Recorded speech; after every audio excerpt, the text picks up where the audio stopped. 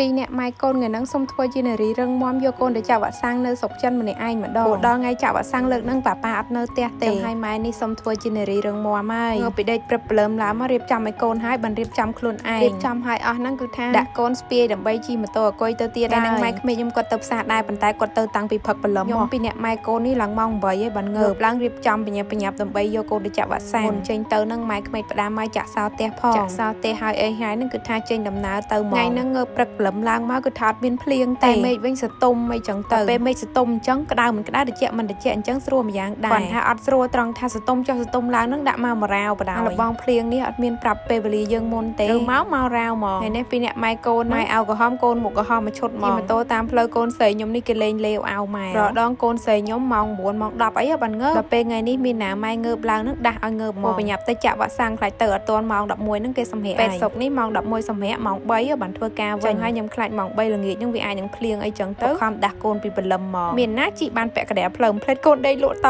ទៀតហើយជីពីអ្នកម៉ែកូនមកដល់ពេទ្យហើយពីថាថ្ងៃហ្នឹងមនុស្សច្រើនបោះគេថ្ងៃហ្នឹងត្រូវជាថ្ងៃបើកផ្សារនៅផ្សារផងហើយមានអ្នកផ្សេងហ្នឹងគេត្រូវដល់ថ្ងៃចាក់វ៉ាក់សាំងឲ្យកូនដែរតែគេមកទៅគេជនជាតិចិនខ្ញុំមានណាពីអ្នកម៉ែកូនជនជាតិខ្មែរតែឯងមកចាក់វ៉ាក់សាំងហ្នឹងគឺយើងកាន់តែកូនសភៅក្រហមហ្នឹងមួយមកអត់មានត្រូវការឯកសារអីញ៉ៃទៀតទេតែមានឯកសារមួយទៀតគ្រាន់ថាកូនខ្ញុំអត់ទាន់មានទេឯកសារមួយហ្នឹងលុះត្រាតែយើងបានជួសជុលពិនិត្យ DNA របស់កូនយើងហើយបានគេឲ្យសភៅហ្នឹងនៅខ្មែរយើងប្រហែលគេហៅថាសភៅតាមដានមើលទៅលើពីអ្នកម៉ែកូនបន្តដំណើរឡើងជាន់ទី5ហើយជីសេដាវយន្តពួកអីកន្លែងចាក់វ៉ាក់សាំងកូនហ្នឹងនៅជាន់ទី5នៅជាន់ក្រោមនេះសម្រាប់គេមកពិនិត្យសុខភាពពិនិត្យជំងឺអីចឹងទៅមកថ្ងៃនេះគឺថាឃើញមានកូនក្មេងច្រើនខ្លាំងមែនតើណាមួយថ្ងៃនេះខ្ញុំមករៀងព្រឹករដងមកមួយប្តីម៉ោង9:10អីដល់ស្មោះហ្នឹងដឹងរៀងស្បាយមនុស្សបន្តិចពេលថ្ងៃនេះមានណាងើបពីព្រលឹមមកដល់ពេទ្យម៉ោង8ចឹងហើយមនុស្សរៀងច្រើនចឹងពេលដែលយើងមកដល់ហ្នឹងគឺយើងយកកូនសភៅក្រហមហុចឲ្យគ្រូពេទ្យទៅខ្ញុំនេះអត់ទាន់ដឹងថាខ្លួនឯងត្រូវចាក់ថ្នាំទេនៅរៀងស្ងៀមឡើយពេលមកដល់កន្លែងយើងហុចសភៅឲ្យពេទ្យហ្នឹងគេឲ្យយើងស្កេនមេដៃដើម្បីសញ្ញាឈ្មោះដែរកូនរបស់យើងហ្នឹងបានមកទទួលចាក់វ៉ាក់សាំងថ្ងៃហ្នឹងអីចឹងទៅពីស្កេនមេដៃហើយហ្នឹងយើងបានកដាស់ពណ៌កាឈុកហ្នឹងយកមកឲ្យគ្រូពេទ្យកន្លែងគេចាក់វ៉ាក់សាំងមកដល់ទៅអ្នកគ្រូពេទ្យគាត់មើលតាមកដាស់ហ្នឹងហើយថាកូនយើងត្រូវចាក់វ៉ាក់សាំងអីគេខ្ញុំនេះមានណាឃើញកូនគេយំអង្គុយមើលគេមើលឯងពេញហ្នឹងហើយហ្នឹងត្រូវចាក់តែមកបញ្ចូលលេចាក់ស្មាខាងឆ្វេងទៅនៅនេះអត់សូវចាក់ជើងឯងចាក់តែស្មា